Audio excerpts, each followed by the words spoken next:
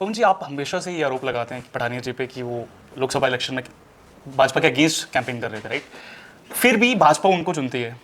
क्या लगता है कि कोई भी एक बड़ा नेता आपकी सपोर्ट में क्यों नहीं आया? आप ही के ओपोनेंट पठानिया जी का कहना है कि पवन खजूरिया जी जो इंडियन अलायंस की गोद में बैठ के तांडव कर रहे हैं वो सही नहीं है। What do you have to say about this? 2-4 दिन बाद उसका मैंडेट कट जाना, जनता के अंदर एक रोष भी था और आक्रोश भी था। उसका मैंने कहा कि हमारी पार्टी के अंदर कुछ शरारती लोग, कुछ भ्रष्टाचारी लोग, कुछ स्वार्थी लोग आ गए हैं। वो नहीं चाहते कि ईमानदार आदमी इस पोजीशन पे। डायलॉग है कि जब आप योग्य हो और आपकी योग्यता पहचानी ना जाए तो तकलीफ होती है। आपको लगता है वो तकलीफ आपको इतना स्ट्रांग बना चुकी है कि आप इस बार जीत रहे हैं उधमपुरी से?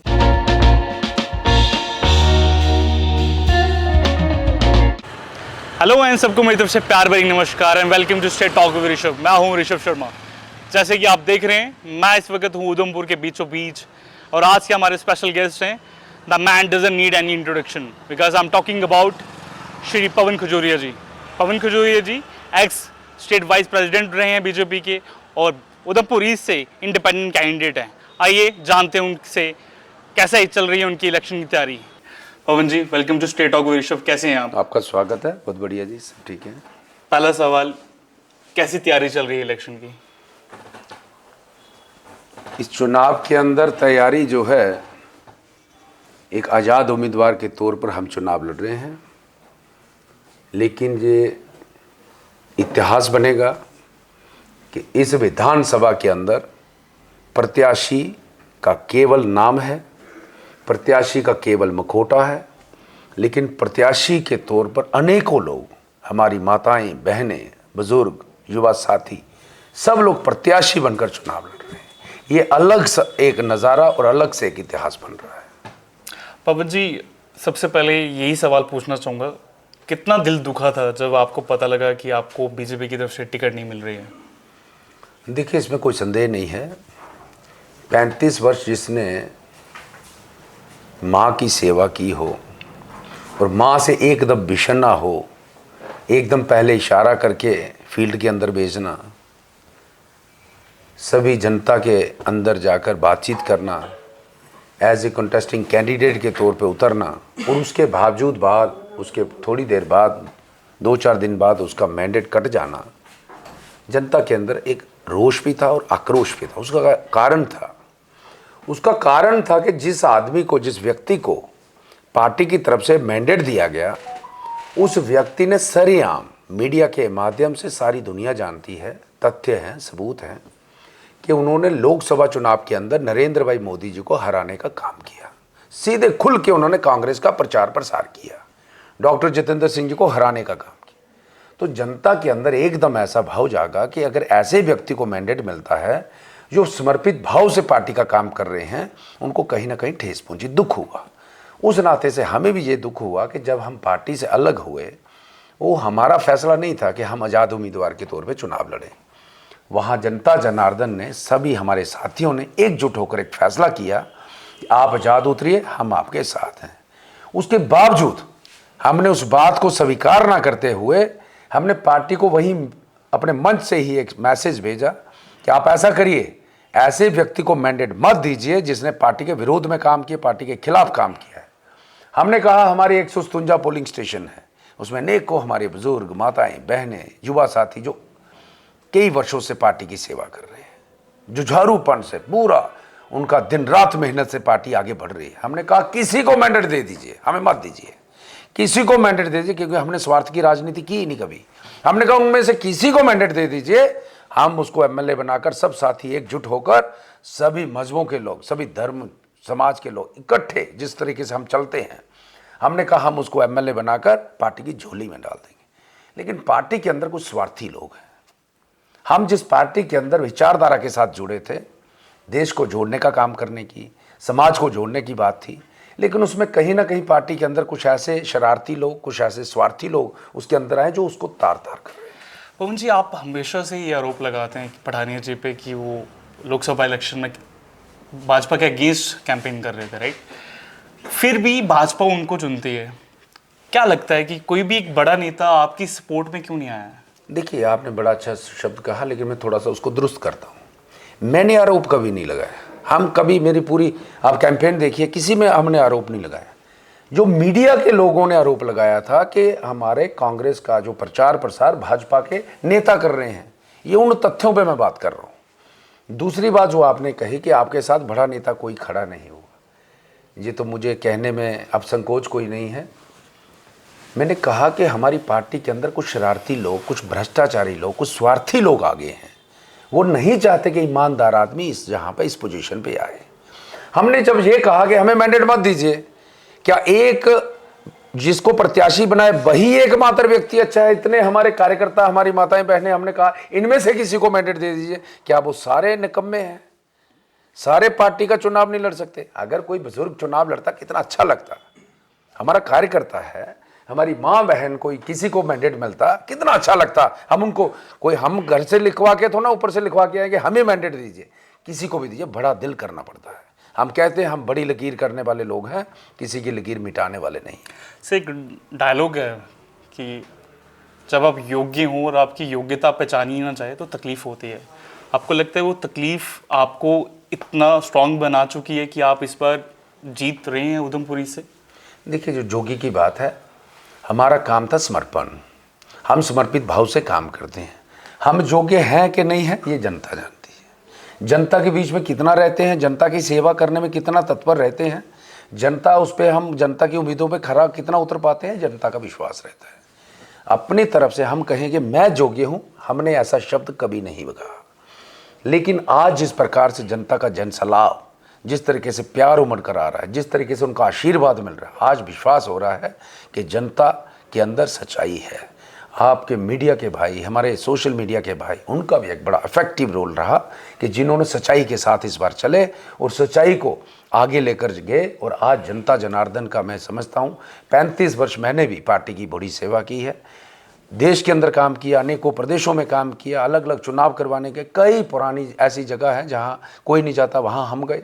लेकिन ऐतिहासिक रैली जो इतिहास रचा है, ऐसी रैली, ऐसी जन आशीर्वाद रैली जो हमारी हुई, जो जनता का प्यार मिला, जो माताएं बहनों का प्यार मिला, इतनी माताएं, इतनी संख्या में माताओं का आना, 85 साल की माताएं आकर वहाँ पर आशीर्वाद दे रही हैं, मैंने ऐसा दृश्य कभी नहीं देखा, देश के अंदर कभी नहीं देखा। और जो जुनून था, जो उत्साह था, जो जोश था, वो देखने लायक था। मैं समझता हूँ अगर 3 गुना पंडाल नहीं मिल रहा था, पहली ऐसी रैली होगी जिसके अंदर, हमेशा कोई रैली रहती है कुर्सियाँ खाली रहती हैं, पहली रैली होगी, ट्रक आ रहे हैं, कुर्सियाँ उतर रही हैं, लोग लगा रहे हैं, लोग बैठ रहे हैं। ऐसा प्यार भरा दृश्य मैंने ज़िंदगी में नहीं देखा। इसीलिए मैंने कहा, मैं जनता जनार्दन का जो चुनाव है, एक तरफ सभी पार्टियों के प्रत्याशी हैं, दूसरी तरफ जनता जनार्दन है। एक तरफ अहंकार है, दूसरी तरफ सेवा है। जनता जनार्दन के साथ मुकाबला करना, मुझे नहीं लगता किसी पार्टी की इतनी हिम्मत है कि जनता जनार्दन को कुछ चैलेंज कर जाए। पवन जी, आपने रैली की बात करी, वाकई में वो बहुत बड़ी रैली थी, क्योंकि देखा गया है कि बड़े बड़े नेता भी उधमपुर में कैंपेन करने आए, बट इतनी बड़ी रैली किसी भी नेता की नहीं हुई है। क्या सबसे बड़ी बात जो है, मैं आपको बताता हूँ, सबसे बड़ी बात जो है, जब भी मैं भारतीय जनता पार्टी में रहा हूँ, मेरे से ज़्यादा बेहतर कोई नहीं जानता, जब भी हम रैली करते हैं सारे साधन देते हैं, उसके बाद रैली होती है। बड़ी मुश्किल से लोगों को घर से निकाल के लाना पड़ता है, उसके बाद रैली होती है। ये पहली रैली होगी, सुबह बारिश पड़ रही है, माताएं बहनें घर से कीचड़ में, जहाँ डेवलपमेंट की चीज़ नहीं है इस विधानसभा के अंदर, विकास कोसों दूर है, पहाड़ी क्षेत्र है, लोग वहाँ से, माताएं बहनें बुजुर्ग साथी घर से पैदल निकले हैं बारिश के मौसम में। और जिस तरीके से पैदल पहुंचकर, कोई ट्रैक्टर ट्राली में आया है, कोई घोड़ों पे आया है, कोई पैदल आया है, किसी ने, माताओं ने चप्पलें नहीं पहनी, कह रहे हैं नंगे पांव जाने, ये तीरथ है। मैं समझता हूँ जिस प्रकार से यहाँ पर इस रैली के अंदर आशीर्वाद देने के लिए जो हमारी माताएं बहनें बुजुर्ग साथी आए थे, बच्चे आ गए थे, यहाँ तक कि छोटे छोटे बच्चे झंडा लेकर घर से मैटाडोर पे बैठ के वैसे ही आ गए थे। हमने कोई साधन नहीं दिए, पहली ऐसी रैली है। यही तो मैं कह रहा हूँ, रैलियाँ तो बहुत होती हैं, इतिहास ये बना कि मंच तक लोगों के पास खड़े होने की जगह नहीं थी, मंच खाली रहता है, मंच के सामने डी खाली रहता है, जितनी मर्जी बड़ी रैली हो। लेकिन ये इतिहास जो रचा है, ये जनता जनार्दन की जीत है। मैं समझता हूँ जनता जनार्दन के लिए मेरे पास वो शब्द नहीं है कि मैं उनका धन्यवाद करूँ।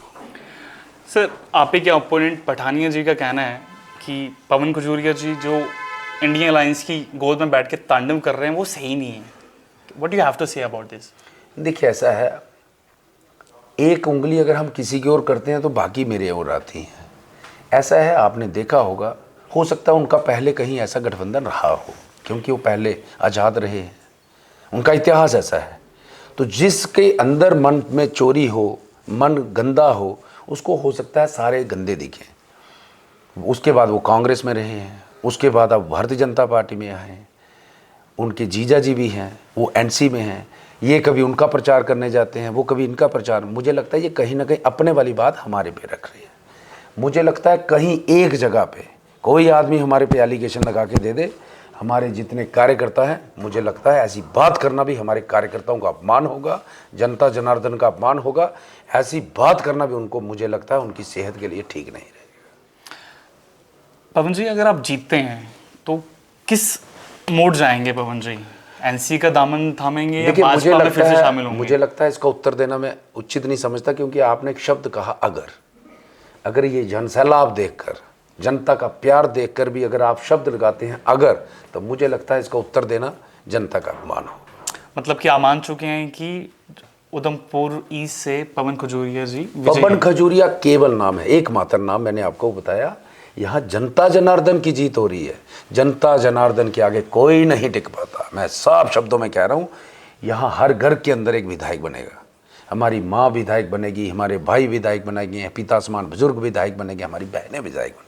इतिहास रचेगा इस विधानसभा के अंदर। जिस प्रकार से आज इस विधानसभा के अंदर सभी हमारी माताएं, बहनें, बुजुर्ग, साथी एकजुट होकर, खासकर सबसे बड़ी बात है, जब भी कोई देश के अंदर कोई चुनाव आता है, लोग अलग अलग मजहबों में बंट जाते हैं, अलग अलग जातियों में बंट जाते हैं। पहला उधमपुर पूर्वी विधानसभा ऐसी होगी जिसमें आजाद उम्मीदवार के तौर पर हम चल रहे हैं, लेकिन हमारे साथ सभी मजहबों के लोग, सभी धर्मों के लोग, सभी समाज के लोग, सभी कथावाचक जितने लोग हैं, आज मैं समझता हूं ये अलग ही दृश्य है, अलग ही दृश्य है। ये दृश्य ऐसा है कि सभी पार्टियों के प्रत्याशी एकजुट होने के बावजूद जनता जनार्दन के आगे कहीं टिक नहीं पा रहे, इसमें कोई संदेह नहीं। पवन जी फिर से एक मेरा सवाल था, 1947 से बात करें तो 2024 में बैठे हैं, 21st सेंचुरी। आज हम इकोनॉमीज़ की बात करते हैं, जीडीपी ग्रोथ की बात करते हैं, पर जैसे ही इलेक्शन आते हैं हम बिजली, रोड, बैटरी इंफ्रास्ट्रक्चर, हॉस्पिटल की सर्विसेज, बेसिक सर्विसेज जो गांव-गांव में मिलनी चाहिए वो भी नहीं मिल रही हैं। तो क्या संकल्प लेके पवन खजूरिया जी उधमपुर ईस्ट में लोगों के पास जा रहे हैं? इसमें कोई संदेह नहीं है। हम भी भारतीय जनता पार्टी में थे, बड़ी बड़ी बातें करते थे कि विकास लोगों के द्वार पर, लेकिन अब जाकर मैं साफ शब्दों में कह रहा हूँ, विकास अभी कोसों दूर है। विकास के नाम पे हम जो खोखले वायदे, खोखले दावे कर रहे हैं, मुझे लगता है अभी जनता बहुत त्रस्त है। हमारे यहाँ इस विधानसभा के अंदर विकास कोसों दूर है।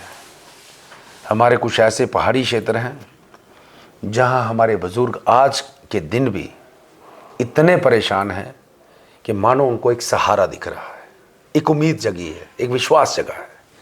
और हम सभी साथी जिस प्रकार से आज हम चुनाव प्रचार में जुटे हैं, हमने जनता के अंदर एक विश्वास बनाया है। हम सभी साथी इकट्ठा होकर दिन रात मेहनत करेंगे, दिन रात सेवा करेंगे। एक सेवक के रूप में जनता के अंदर एक विश्वास जगेगा कि इस बार जो हमने वोट किया है, ठीक समय पे ठीक रास्ता चुना और ठीक जगह पे वोट डाला है। ये विश्वास जो है दुनिया के अंदर, मैं समझता हूँ इस जम्मू कश्मीर के अंदर केवल एक विधानसभा होगी जिसमें ये इतिहास बने।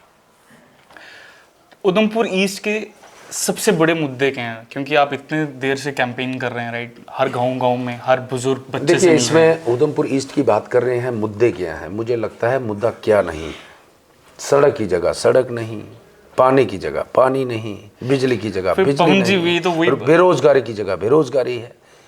यहाँ जनता काफ़ी त्रस्त है, क्योंकि जिस प्रत्याशी की आप बात कर रहे हैं उन्होंने एक काम किया है, जनता के अंदर झूठ बोलने का काम किया है, जनता के अंदर जाकर एक दूसरे को ऊपर आरोप प्रत्यारोप लगाने का काम किया है। जनता के अंदर उनका जो विश्वास था वो कहीं, मैं समझता कोसों दूर कहीं दिख नहीं रहा। वो जो विकास वहाँ पर अधूरा रहा है, उनकी अपनी पंचायत की बात करिए, एक विधायक हो और उसकी पंचायत के अंदर पंचायत घर ना हो, इससे बड़ी शर्म वाली बात कोई नहीं। उसकी पंचायत के अंदर नेटवर्क ना हो, इससे बड़ी वो, उसकी पंचायत के अंदर सड़कें ना हो, लोग बाइकाट करेंगे, हम वोट नहीं डालेंगे। मुझे लगता है ऐसे व्यक्ति को चुनाव तो बड़ी दूर है, उसको कहीं कोसों दूर जाकर कहीं और अच्छा काम करना चाहिए, जिससे उसका थोड़ा जनता के अंदर थोड़ा बहुत विश्वास बने, ताकि आने वाले समय में उसका भी कहीं उत्थान हो। हालांकि हमने मीडिया के माध्यम से भी मैसेज भेजा, वो अनाप शनाप बोल रहे हैं क्योंकि बुखलाहट है, कहीं टिक नहीं पा रहे। लेकिन बुखलाहट में उल्टा सीधा बोलना जायज़ है, बोलें, अच्छी बात है, लेकिन मेरे बारे में बोलें, मेरे बारे में बोलें, मैं प्रत्याशी हूँ, मेरे बारे में बोलें। लेकिन जिस प्रकार से आज उन्होंने जनता जनार्दन हमारे साथियों के बारे में कहा है, मैंने उनको कहा ये अहंकार है, अहंकार मत रखिए। इतिहास गवाह है, अहंकारी की जगह कहाँ रहती है वो सभी दुनिया जानती है। इसलिए मैंने मीडिया के बंधुओं से के आगे से उनको एक संदेश भेजा है, उतना करिए जितना आप समझ पाएंगे कि आपके लिए उचित रहेगा। मेरे बारे में बोलिए, लेकिन जनता का अपमान करेंगे, हमारी जनता जनार्दन का अपमान करेंगे, पवन खजूरिया कतई बर्दाश्त नहीं करेगा। ये हमने उनको संदेश भेजा है। अभी आप यूथ में बहुत ज़्यादा फेमस हैं, राइट? यूथ आपके साथ बढ़ चढ़ कर भाग भी ले रही है इलेक्शन में। पवन जी, आपको क्या लगता है कि यूथ जो आज नशे की साइड बहुत ज़्यादा इंडल्ज हो चुके हैं, उसको कैसे बेटर करेंगे? एंड आज भी हम बात करते हैं, खेलो इंडिया का नारा तो दे दिया जाता है, बट बेसिक इंफ्रास्ट्रक्चर ही नहीं है बच्चों के लिए अपना स्पोर्ट्स या कुछ टैलेंट एक्सप्रेस करने के लिए। तो उधमपुर की जनता किस तरीके से बोलें कि पवन खजूरिया जी को तो हमने जिता दिया, पवन जी जीतने के बाद सिर्फ रोड, बिजली, मकान, इन चीज़ों के बाद भी और भी चीज़ों पे काम करेंगे? देखिए, ऐसा है, आपने बड़ा अच्छा प्रश्न किया। हमने अपने संबोधन में भी हर जगह कहा है, विधायक बनने के बाद सड़क बनाना, नाली बनाना, बिजली पहुंचाना ये केवल काम नहीं है। आप हमारे संबोधन चेक करिए, हमारे साथियों के संबोधन चेक करिए, हमारा एक रोड मैप है। पंचायत लेवल पे एक रोड मैप तैयार करेंगे। हमने सभी जगह कहा है कि आज हम झूठे वायदे करेंगे, ऐसा नहीं है। हम जनता के अंदर जहाँ जहाँ चुनाव प्रचार में जा रहे हैं, हम दोबारा से जिस तरीके से आशीर्वाद मिल रहा है, अगर आशीर्वाद सफल रहता है, जनता जनार्दन की जीत रहती है, तो हम सभी लोग इकट्ठा फिर दोबारा उन्हीं जगहों पे जाएंगे और एक अपना रोड मैप बना करके वहाँ पर बेरोज़गारी कैसे दूर हो, वहाँ पर इंफ्रास्ट्रक्चर अच्छा कैसे हो, एजुकेशन का स्टैंडर्ड कैसे हो, यूथ को लेकर जैसे आपने कहा स्पोर्ट्स के लिए क्या हो सकता है, एक एक पंचायत में जाकर वहाँ पर जाकर हम पूरी प्लानिंग करेंगे। लेकिन दिन रात मेहनत करेंगे, लोगों की उम्मीदों पे खरा उतरने का प्रयास करेंगे। बट हर बार ना लोग बढ़ चढ़ कर वोट करते हैं, पर उसके बाद उनको एहसास होता है कि जब जीतने के बाद जब उनके नेता फ़ोन नहीं उठाते हैं, मिलना बंद कर देते हैं, इन चीज़ों को पवन जी कैसे फिक्स करेंगे? देखिए, जनता के अंदर आपने देखा धीरे धीरे विश्वास बढ़ रहा है। आपने यूथ की बात की, हमारी माताएं बहनें की बात करिए, बुजुर्गों की बात करिए। जो विश्वास है, विश्वास को कैसे रखना है, विश्वास पे हमें कैसे खरा उतरना है, हमारे सारे साथी, मैं अकेले की बात नहीं कर रहा हूँ, हमारे सारे साथी पूरा प्रयास कर रहे हैं। अभी चुनाव प्रचार में जहाँ, क्योंकि एरिया बहुत ज़्यादा है, लंबी कॉन्स्टिट्यूंसी है, सारी जगह मेरा पहुँचना नहीं हो रहा, लेकिन हमारे साथियों का भी समर्पण देखिए। जिस साथी को पता चलता है कि फलाने गांव में हम नहीं पहुंचे हैं, तो वो अपनी सारी टीम लेकर चले जाते हैं। तो कुल मानना मेरा ये है कि हम सब लोग मिल के प्रयास करेंगे, सब मिल के जब एकजुट होकर चलेंगे, लोगों की उम्मीदों पे 100% खरा उतरेंगे, खरा उतरेंगे, खरा उतरेंगे। पवन जी, एक लास्ट सवाल है। आपने जब नॉमिनेशन भरा तो आपने एक सबसे अपील करी कि मुझे 100 रुपये दें। मेरा एक पर्सनल सवाल भी, और जनता भी कुछ पूछ रही है, जो लोग 100 रुपये दे रहे हैं, क्या वो पैसे राइट जगह यूज़ हो रहे हैं, या वो भी बाकी पार्टीज़ की तरह दारू, इन पार्टीज़, इन चक्करों में तो नहीं बटे जा रहे हैं? देखिए, मैंने पहले कहा, जो आपने ये शब्द कहा, ये भी मैं समझता हूँ ये शब्द ना कहते तो अच्छा था, क्योंकि जनता जनार्दन चुनाव लड़ रही है। दारू शब्द जो आपने कहा, दारू जो ऐसी कोई चीज़, तामसिंह सारी चीज़ें जनता जनार्दन के आगे कहीं टिकती नहीं है। जब विश्वास होता है तो दारू नहीं होती, विश्वास होता है। ये 100 रुपये का आपने बात कही, आज़ाद उम्मीदवार के तौर पे चुनाव लड़ना कोई आसान बात नहीं होती। हमें कहीं से फंडिंग नहीं आती, हमने जनता जनार्दन ने हमें खड़ा किया है। मैं चुनाव नहीं लड़ रहा था, ये जनता का फैसला है। इसलिए मैंने कहा ये जनता जनार्दन चुनाव लड़ रही है। जनता जनार्दन से हमने आह्वान किया तो जनता जनार्दन ने विश्वास दिलाया। आज आपने देखा होगा रैली में, जहां हम आशीर्वाद ले रहे हैं वो हमें नारियल, हमें 100 रुपया, 101 रुपया हमारे हाथ में देकर हमें प्यार कर रहे हैं। ये एक अलग ही दृश्य था, ये अलग ही आशीर्वाद था। मुझे समझता है हम चुनाव जरूर लड़ रहे हैं, लेकिन जिस तरीके से हर घर से, हर परिवार ने हमें कुछ ना कुछ उसमें सहयोग किया है, मैं पूरी ज़िंदगी, मैंने ये कहा है, मेरे पास वो शब्द नहीं है मैं किसी का धन्यवाद करूं, लेकिन पूरी ज़िंदगी मैं पूरे अपने उधमपुर पूर्वी विधानसभा के सभी लोगों का मैं पूरी ज़िंदगी कर्जदार रहूँगा। तो मुझे एक बार लास्ट बार कैमरे में देख के कुछ जो जनता इस पॉडकास्ट को देखेगी, क्या अपील करना चाहेंगे? देखिए, मैं एक संदेश देना चाहता हूँ।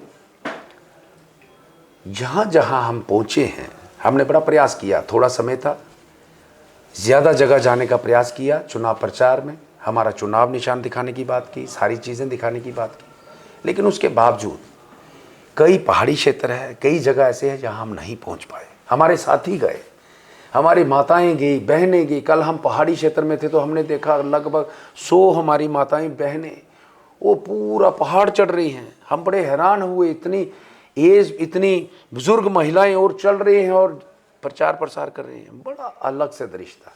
लेकिन मैं एक बार आपके माध्यम से सारी जनता को, उधमपुर पूर्वी विधानसभा की जनता को संदेश देना चाहता हूँ, आग्रह करना चाहता हूँ कि जहाँ हम नहीं पहुँचे हैं, बहुत सारी जगह हैं जहाँ नहीं पहुँच पाए, लेकिन हमारा ये क्रम जारी रहेगा। हम सारी जगह जाएंगे, हम दोबारा आपके साथ भी, आपके बीच में रहने वाले हैं, आपकी लगातार सेवा करेंगे। लेकिन इस बार यहाँ कहीं हम नहीं पहुँच पाए हैं, अपना बच्चा समझकर, अपना भाई समझकर, अपना बेटा समझकर एक बार हमारा सभी साथियों का हौसला बढ़ाएं, हमारे आशीर्वाद दीजिए। ये क्रम हमारा जारी रहेगा, हम लगातार आपके बीच में रहेंगे और सेवक के रूप में आपकी सेवा करते रहेंगे। धन्यवाद। पवन जी, रियली थैंक यू, इतने बिजी शेड्यूल में हमें टाइम देने के लिए आपका बहुत बहुत धन्यवाद and thank you so much. धन्यवाद ऋषभ जी, धन्यवाद।